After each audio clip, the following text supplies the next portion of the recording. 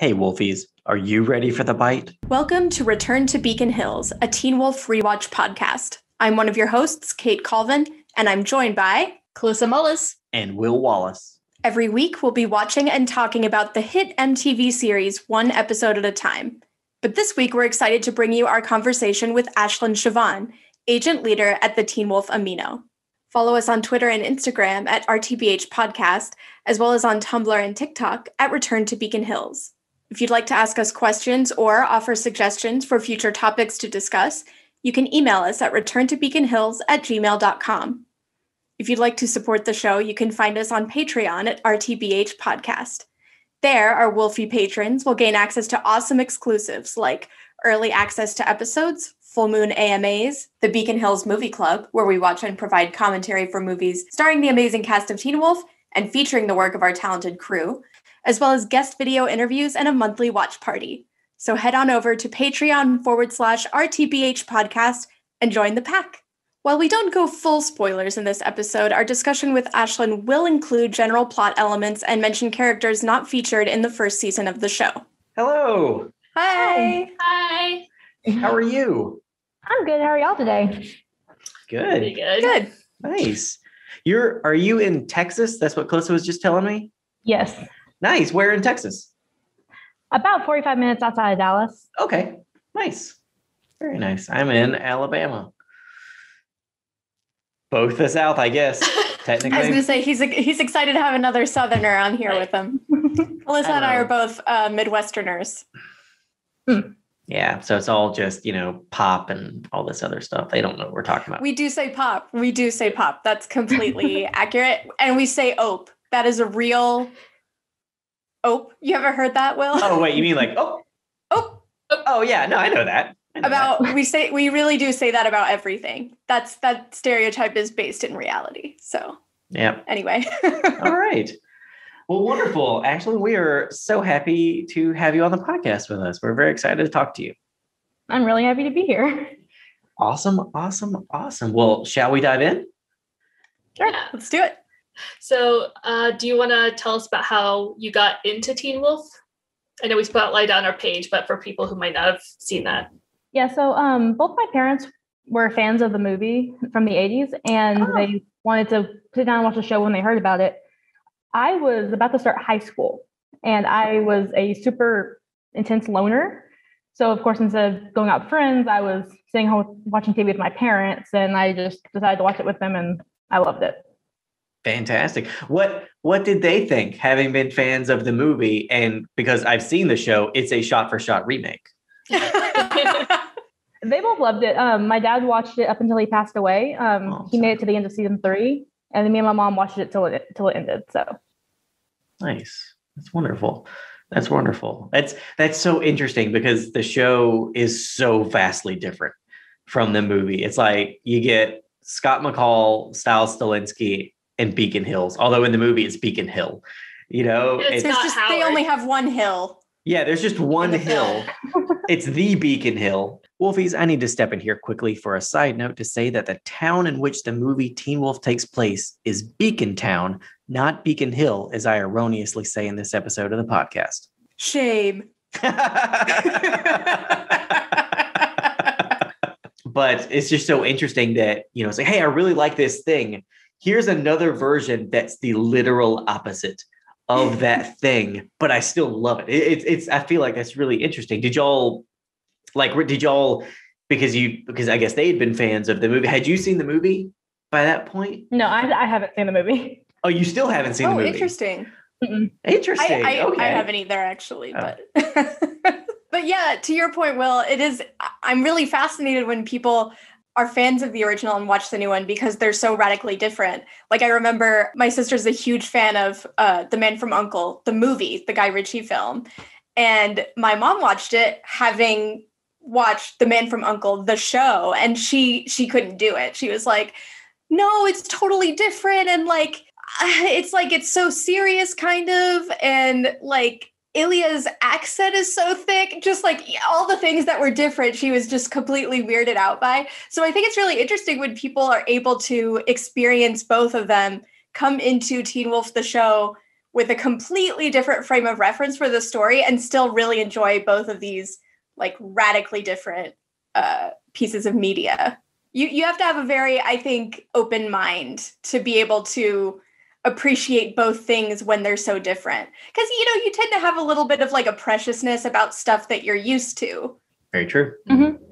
Ashlynn, why is Amino the right place for a Teen Wolf community? So the thing about Amino is it's a centralized hub for pretty much anything, not just Teen Wolf. There's over 1,000 communities for anything that you could possibly like. I like that it's easy to find someone that's going to like the same thing as you. So say you're a fan of a character that everyone else hates, there's bound to be someone else there that likes that. Same if you hate someone that everyone else loves, you're going to find someone else that agrees with you. I like that no matter what your opinion is, you're free to express it as long as you're respectful. That's the one thing that I'm very big on is say what you want, be respectful. Everyone has their own opinion. And also it's like, if you're looking for like fan fictions, fan art, sometimes you have to go to 100 different websites to find that. Amino, it's all there. You can role play, you can make your own characters, you can draw and share that. It's all right there. Very cool. That is very cool. We're older, Kate. Yeah. So we had to go into remember the days of live journal, having to go through different communities to try to role play. Then it was Tumblr, which I mean, Tumblr's still a thing, but yeah, a lot of stuff has moved on. Fanfiction.net. You're probably way too young for that, but once upon a time. No, I use it. There you go. Okay. Yeah, when you were saying that you started watching Teen Wolf when you were about to start high school, I was like, well, I'm old, so. We were in college. We were in college. I was an adult living on my own. So. He was. So that's a true story. Yeah, I was a 13-year-old girl about to go into high school, so it was nice. Insane. I feel like that's the perfect time to fall in love with a high school show. I feel like definitely, absolutely. That's how I felt about watching Dawson's Creek.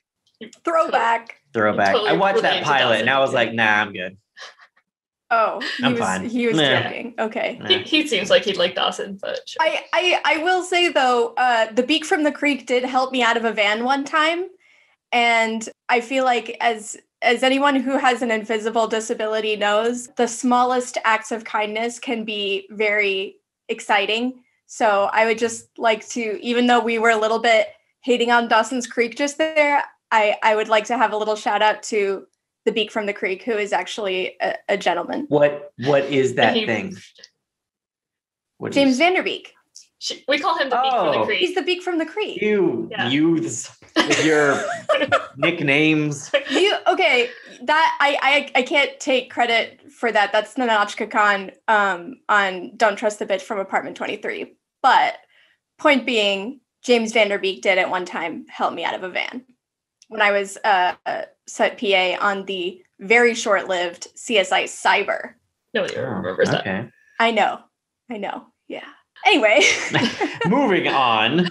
So how long has the community existed on Amino? We're actually 56 days away from our 5-year anniversary. Oh, wow. Very Exciting. nice. We're very excited. Very cool. Nice. All right. Do you guys have any big plans to celebrate that? We're working on it. We actually put out a post for the community members to help us decide what we want to do. Because last year we did a month-long event. I know the one thing the mod team's talking about is we've been talking about doing matching profile themes. And nice. I love that idea. Yeah, that's a good idea. That's fun. Will there be a bunch of gifts of Styles saying happy birthday and shaking the big birthday gift? I'm sure someone will post one. There you go. Fantastic. So, Ashlynn, Teen Wolf was the first real fandom that I actually interacted with. I, grew up loving Star Wars and X-Men and stuff like that and X-Files.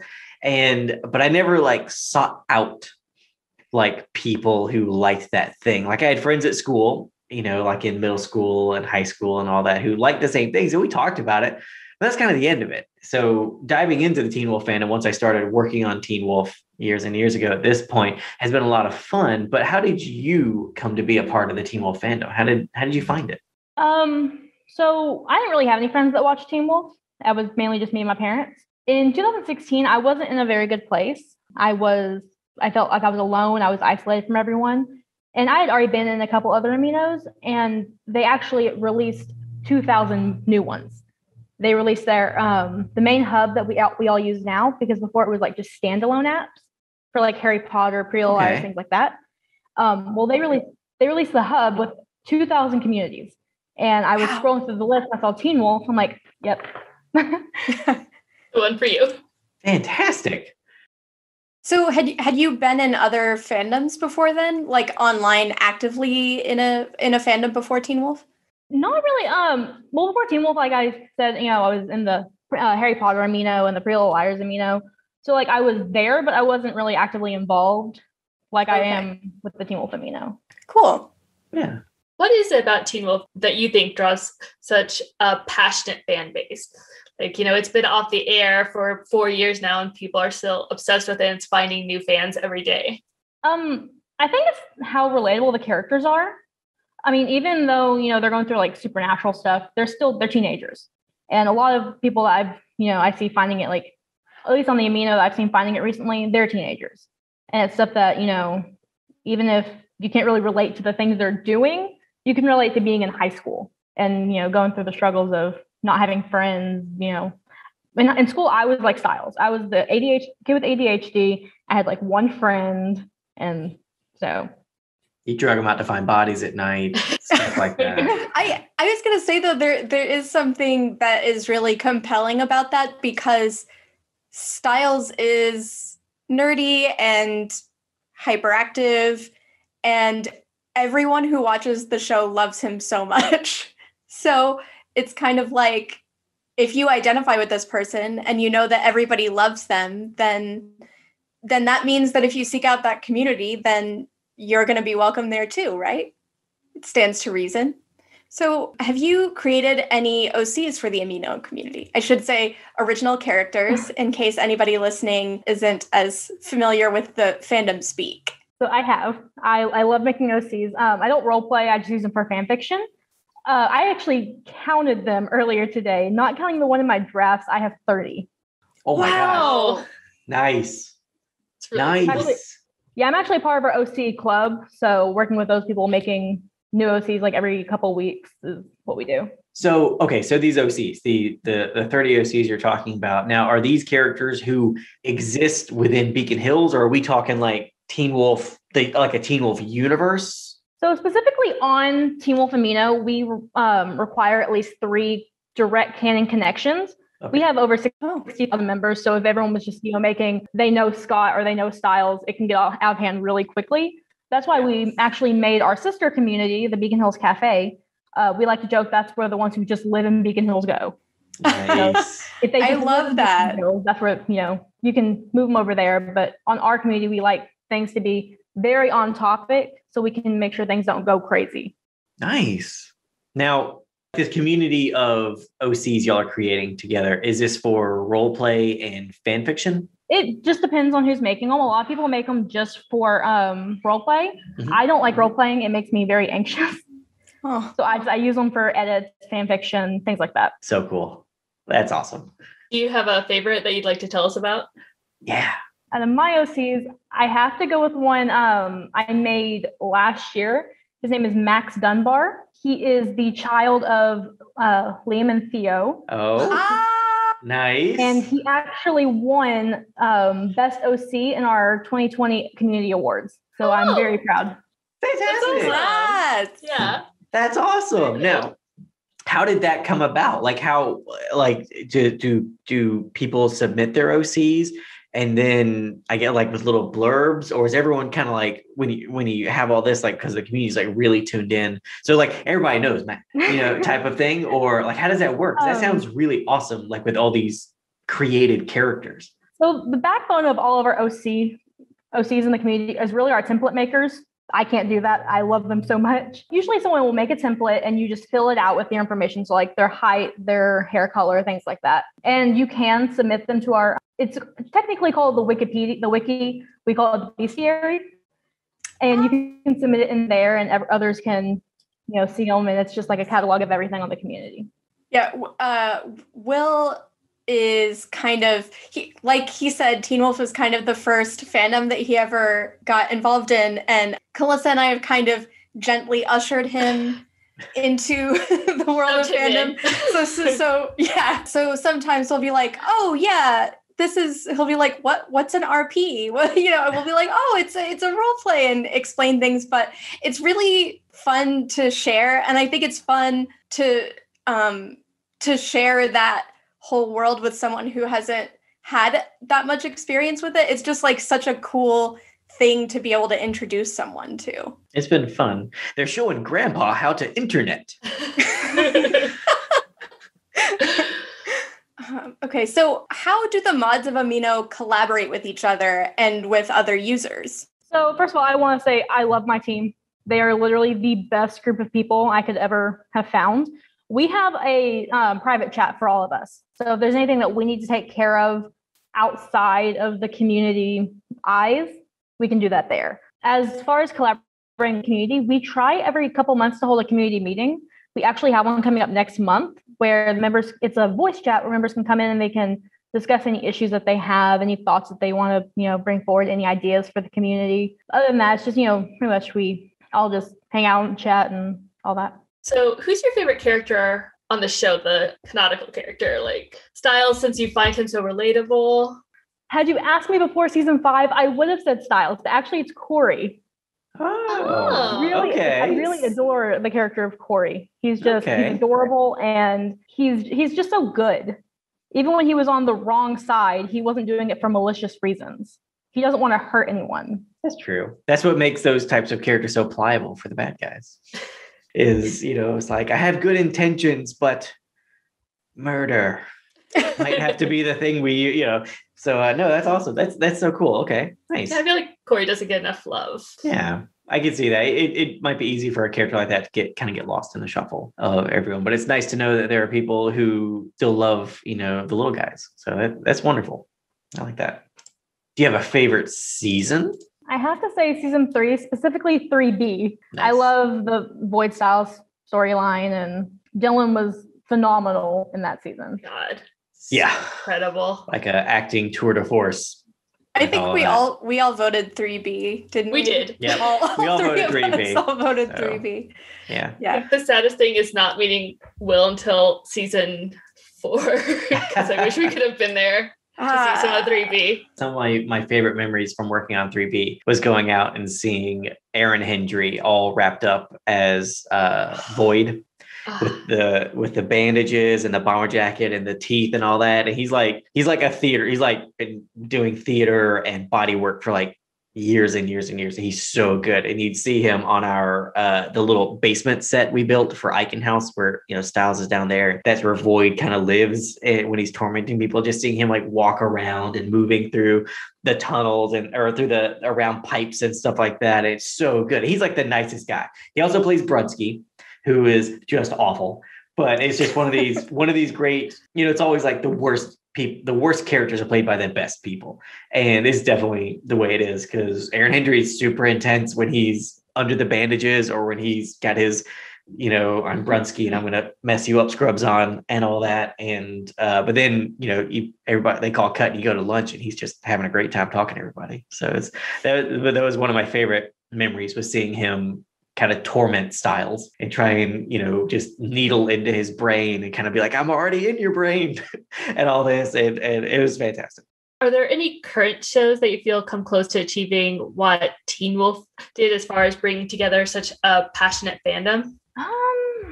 As for current, I don't watch too much TV really that much anymore. I work too much. Current wise, I would have probably say Julie and the Phantoms. Really passionate fan base, and it's incredible to be a part of that fan base as well.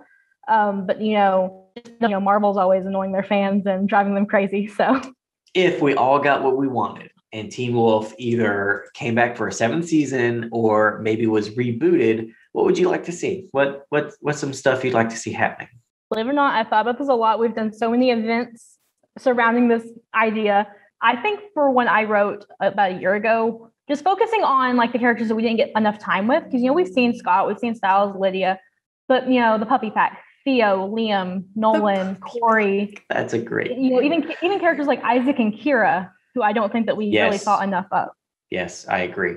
But I would like to see, their story.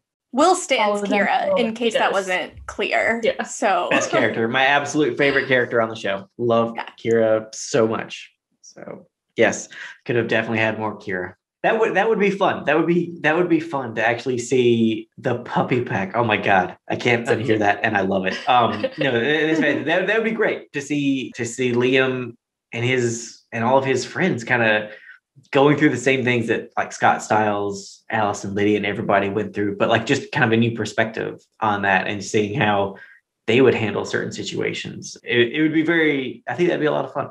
That'd be a lot of fun. So I love how the activities on the Teen Wolf Amino have titles that feel like school organizations, like Writers Club and Debate Team. How did you and other mods of the Teen Wolf Amino go about developing its style? So our style really hasn't changed that much since our community creator was around.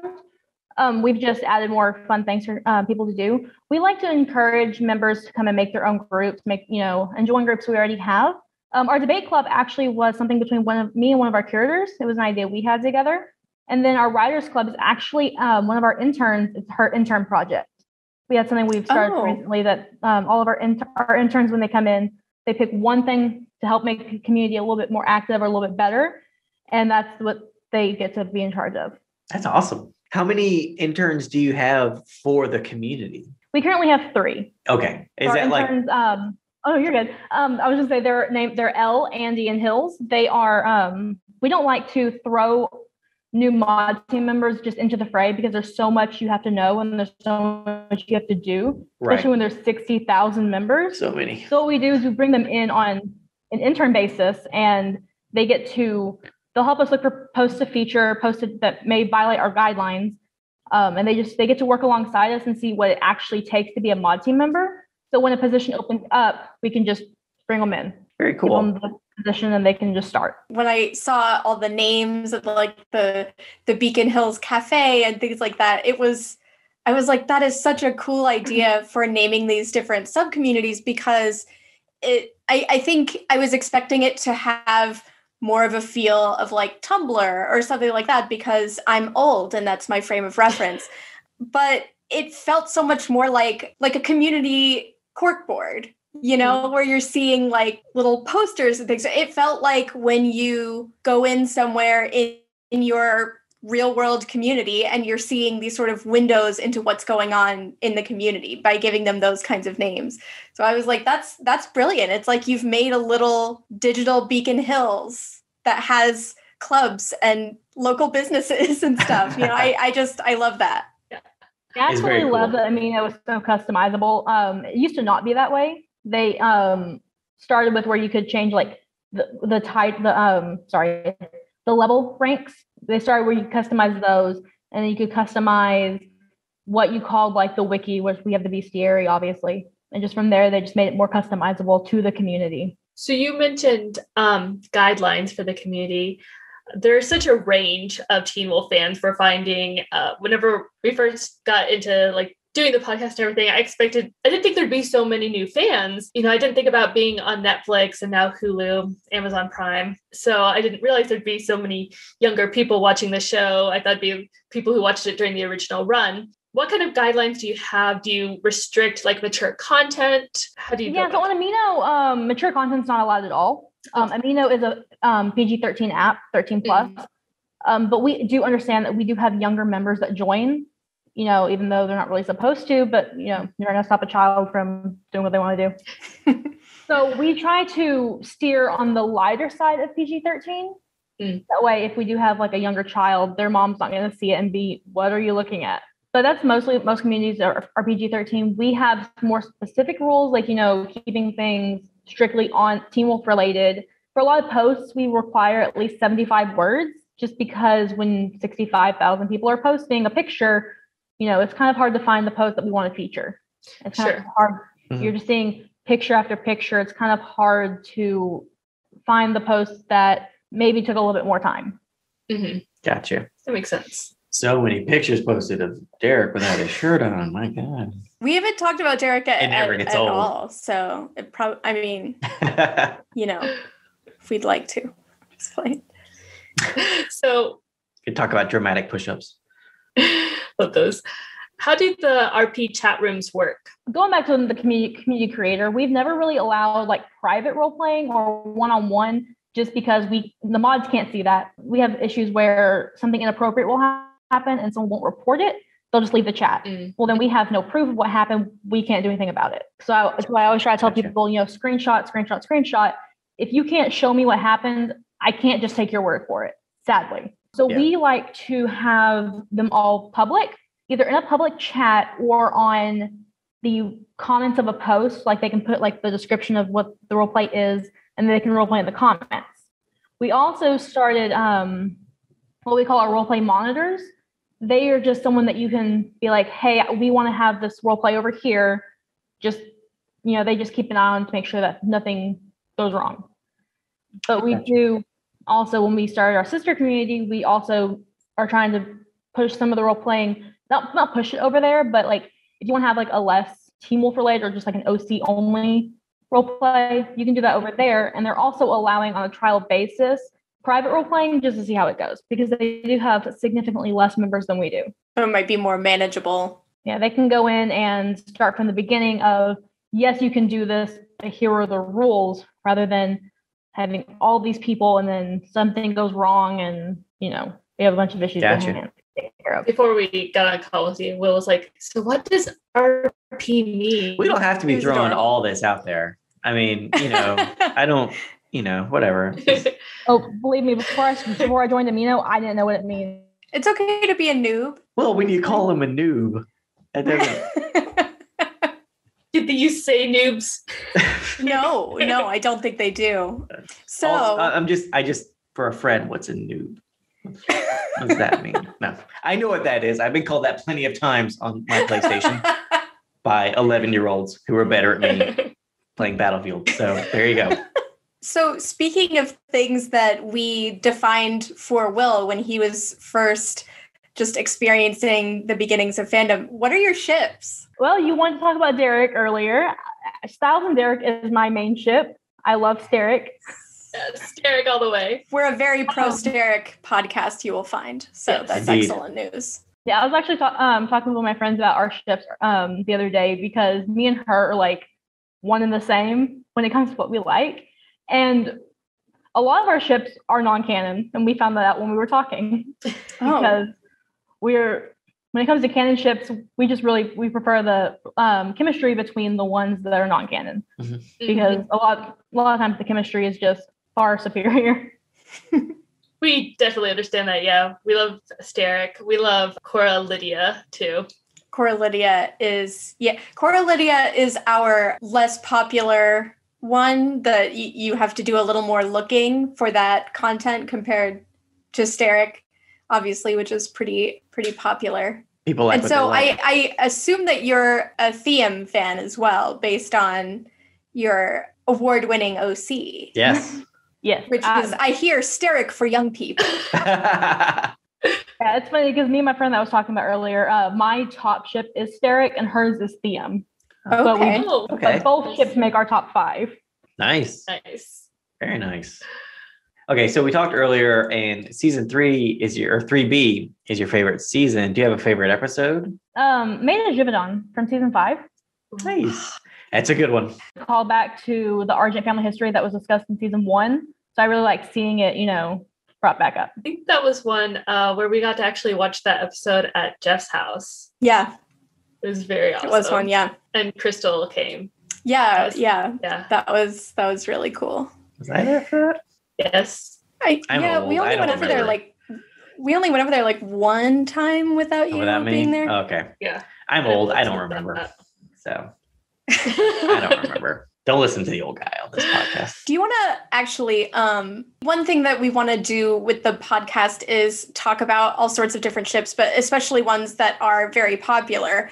I don't know a lot about Theum because I was already in college when the show started. And once I got to a certain age, everyone below the age of 18 was 12 to me. And so we were like, my feeling was I absolutely do want to spotlight different ships, but I also feel like if it's not something that I'm very knowledgeable about, I feel like a real shipper should be the one to talk about it so they can do it justice. So do you want to, I mean, it doesn't have to be like a video essay or anything, but do you want to talk a little bit about what about that ship speaks to you? I think it's a little bit kind of like how it is with Derek. You know, there's the chemistry when they're in a scene together, but all things like when Theo at the hospital, I think it was in season 6, when he went back to help Liam, you know, and I think it was the elevator scene. Yeah. And it's just things like that, you know, small moments that are just there. It's always those little baby moments that just kind of grab you. You know, it's not always like the big grand gestures and stuff like that between two characters. It's just like little moments, like you said, and something like Stiles and Derek fixing each other's jackets in season 1 when Stiles finds Derek in his bedroom. That's just a great little moment. And then of course, you know, Derek fakes him out and it freaks him out and he almost falls over, which is always amazing. So, but I really like that where they adjust each other's jackets after he's throwing him up against the wall. So good stuff. When we were asking people favorite quotes, the whole "I'll be the bait" line was definitely up there. Theo's line from that scene. Yeah, a lot of the fans really seem to love that moment. It makes sense too that like when you have characters that aren't as a rule very emotionally expressive, all these smaller moments really speak volumes because that's their, like, for lack of a better term, that's their love language. You know, everyone expresses things differently, and some characters, if they're not very expressive, little things feel very magnified because you're not used to them making these kinds of even small gestures. So it makes sense that there is maybe a little bit of a connection between those ships because there is that element of like, these aren't necessarily characters like Scott who will just be standing in the middle of the hallway be like, I love her. Oh my God, I love her so much. I just realized I love her so much. I love her. Like, that's great, but not all characters express themselves that way. And so sometimes you're not going to get that kind of scene. You're going to get something maybe a little subtler. And definitely, I think that really applies with Theo because, you know, he wasn't really a character to do something for someone else unless it benefited him. Right. Mm-hmm. But the fact that he would help Liam. I mean, at that point, helping Liam didn't really benefit him because if they're chasing Liam, they're not chasing him. Right. Selflessness. That's how you know you're starting to get a character to turn. It's always fun. So are there any particular posts on the Teen Wolf Amino that you'd like to spotlight? I think one of my interns, Elle, she made a really good post for the debate club just a couple of days ago on Nolan's redemption arc. Their debate for this week was which character had the best or most plausible redemption arc, and she just wrote this really beautiful post about Nolan, and I absolutely loved it. Oh, we'll have to check that out. Yes. Yeah, and maybe we can, in the show notes, have a link out to that too. We can totally do that for listeners. Absolutely. No, we want to get everyone going to the Amino Teen Wolf community. Well, a lot of bonus episodes we're planning on putting on Patreon, but this one that we're recording now is going to be available to all listeners, and that one to drive people towards Amino will also just be available for free. Yeah. And appropriate for our puppy listeners, let's say. Our puppy wolf listeners. Oh my God. Yeah, we're going to have uncensored Beacon Hills After Dark available behind the paywall on Patreon for the more adult listeners. The puppy wolves can come check it out when they're grown, maybe. Yeah. If they're into that sort of thing. We're trying to do a podcast that is not just a rewatch, but is also a spotlight on the fandom. Mm-hmm. You know, and shows different ways that people engage in the bigger Teen Wolf community. So we're really excited to spotlight the Teen Wolf Amino. We've also been, you know, interested in spotlighting fan stories and fan art and fanfic and stuff like that. So we're pretty excited. We hope that people will be interested, and also maybe that there might be people who watched the show but hadn't really engaged in the fandom and might kind of get interested in that, because there was another fan that we've talked to who, you know, was talking about how, like, when you experience something like a TV show or a movie and you're not engaged in the fandom, it's like you're experiencing the tip of an iceberg, and that iceberg is all the content that's available to you when you engage with the fandom, because there's so much new content that fans are creating in that world. And yeah, that's kind of what we want to talk about too, is, we're gonna do a rewatch of the tip of the iceberg, but we kind of want to talk about the whole iceberg under the water too. There's a lot there. There's a lot there to mine and to introduce to people, because you're right, there's so much. And we want everyone to see it. And I want to see it because I'm still, diving into this fandom. Like I've had a lot of it since I got to work on the show, but there's always new facets, like Theum being such like a hot new ship. Like, I didn't know that, Right. I'm just like, Steric. I got mine. That's fine. I'm good. So, but no, it's fantastic. And seeing the new things that, or to see the things that new fans are finding in the show and finding that they like talking about Nolan and Corey and all that, who are these smaller side characters who you can flesh out through fanfic or through role play and all that. And it's fantastic, because it's just another facet of the universe. And it's just another chapter in the story that we all get to enjoy. Definitely. Which even Steric, it was like when we first became friends, he was like, "Are y'all Steric shippers?" We were like, "What? No way." Because we weren't sure, He was a writer on the show, and a lot of that time there was a lot of negative stuff coming from Steric fans towards the writers. Yes. Not all the Steric fans, just no. ones. A very, very small, loud minority. It's always a fraction that's the loudest. It's always that way. We were definitely we were a little bit like, is this the kind of, we were trying to feel it out? Like, is this okay to talk about? But it is super nice to be able to talk about it now, because now, when we're rewatching episodes and there are moments between Derek and Styles, we could be like, oh, well, I love this scene so much. And talk about all our headcanons and stuff. So that's good. I definitely came around. Y'all won me over. So. We did. Speaking of like fan essays, we're like, Will, do you have 5 minutes to talk about Steric? Because I have thoughts. So, if you have anything, as a mod, obviously you're seeing a lot of content.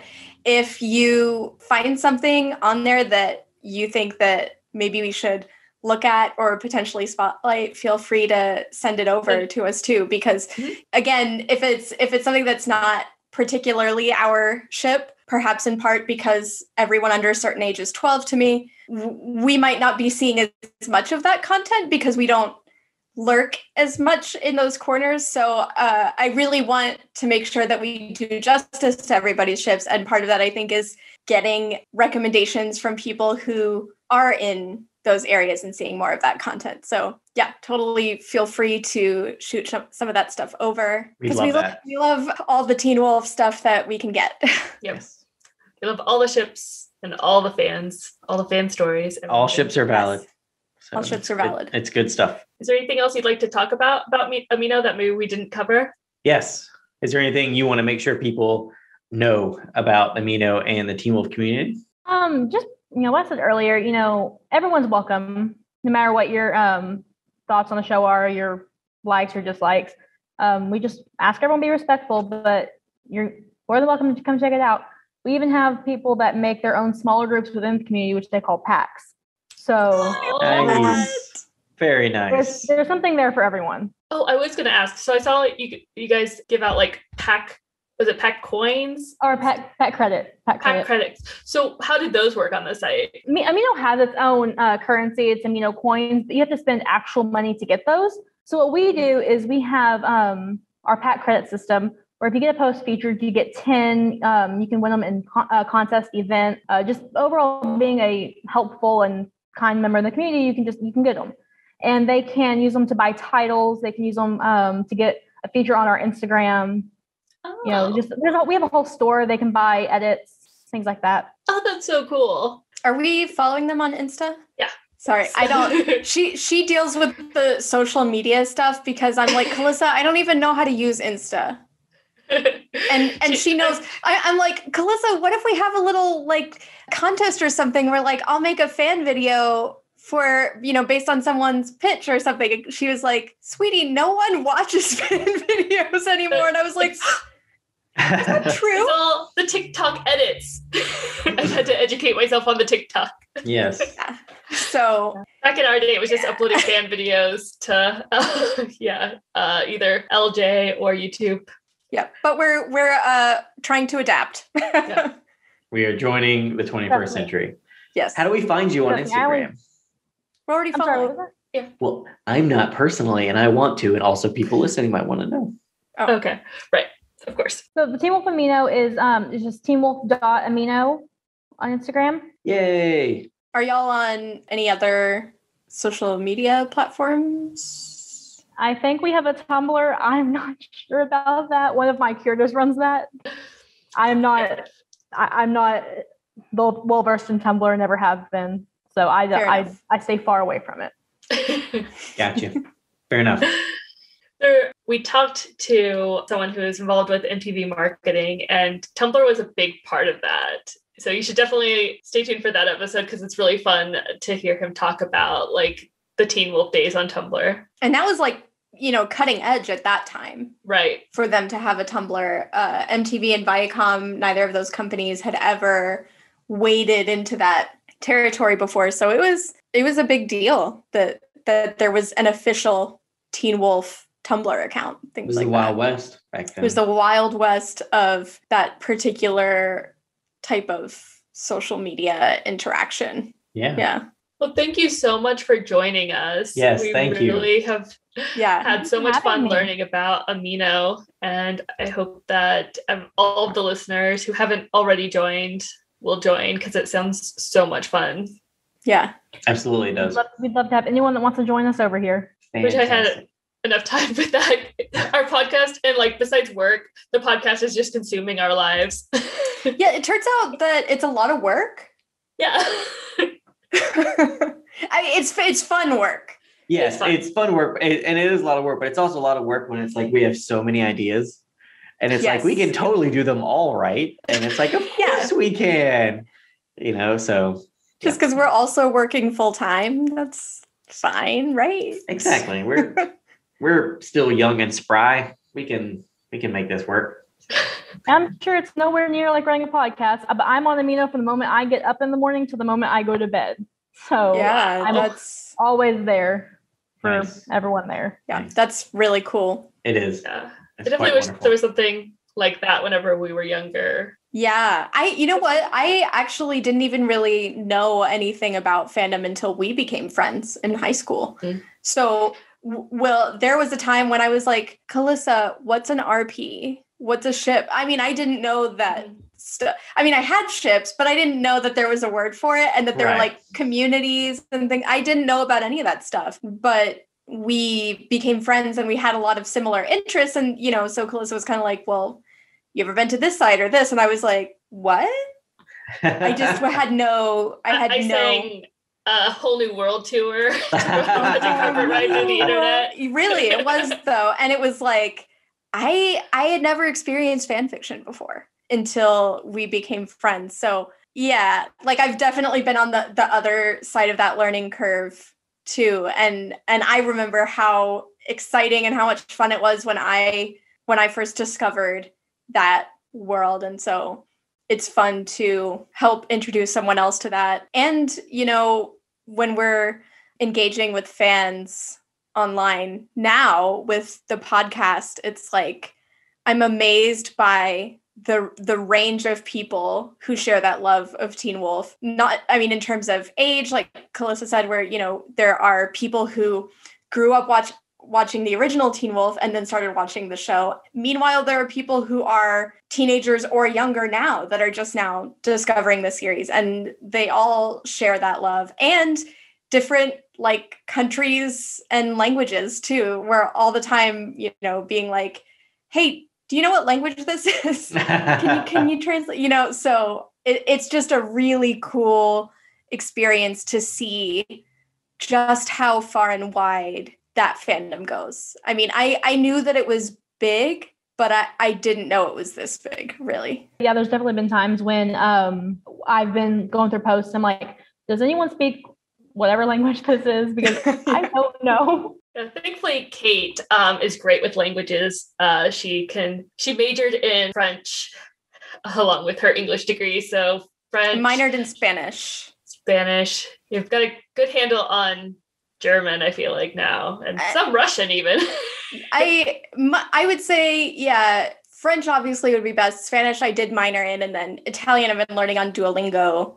And I feel like my Italian's like getting decent-ish. And then I have like the most basic German and Russian. And then the other ones I can feed through Google Translate. But yeah, there's a lot of me being like, this is just sounds in Russian. And then realizing it's like internet slang, where it's like, yeah, just the other day I was like, oh, it's like please, like when people put PLS in English, like please, instead of spelling out please, this is that, but in Russian. And I just learned what that is because of Teen Wolf. So it's really amazing. Absolutely wonderful. And we get to be a part of it. It's so good. In our small way, we're contributing to this huge community. It's been so fun to reconnect with the show because, Kate and I started watching it between season 1 and 2 during the original air. And then we met Will during season 4. And when we'd moved to LA. Yeah. And it was the basis of our friendship. And so it's just been really great to go back to the show from the beginning, do it all over again.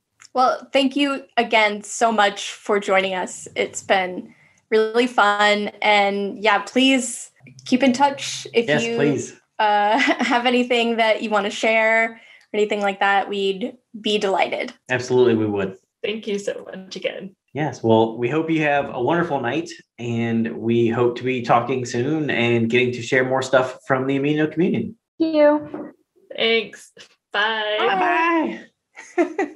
That concludes this week's episode of Return to Beacon Hills. We hope you had as much fun listening as we did talking about all things Teen Wolf. Follow us on Twitter and Instagram at RTBH Podcast, as well as on Tumblr and TikTok at Return to Beacon Hills. If you'd like to ask us questions or offer suggestions for future topics to discuss, you can email us at returntobeaconhills@gmail.com. And don't forget to find us at patreon.com/RTBH Podcast for more awesome exclusives. Join us here next week when we dive into the series proper with Season 1, Episode 1, Wolf Moon, and have a great chat with director Russell Mulcahy.